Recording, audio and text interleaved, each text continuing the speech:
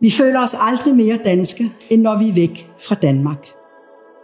Først der forstår vi os selv helt, vores kultur og værdier. Det, der gør os danske. Den pludselige lim, der binder os sammen i små fællesskaber, når vi er væk fra det store.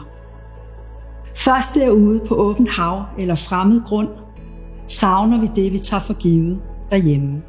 Kulturen, velfærden, trygheden, tilliden. Ude i den store verden søger vi det danske og hinanden. Fordi vi har behov for at mærke, hvem vi er.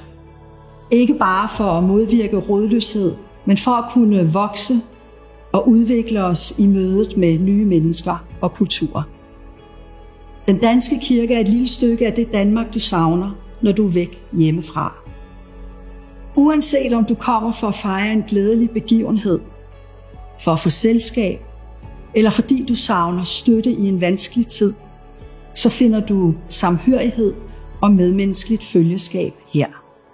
Den danske kirke leverer ord, rammer og ritualer til livets betydningsfulde øjeblikke. Vores aktiviteter og traditioner skaber samvær og fællesskab. Vores nærvær og samtaler giver livsmod og fodfæste. Den danske kirke forbinder dig med det, du kommer fra. Det gør danskerne stærkere og Danmark større. Den danske kirke. Kom hjem ude.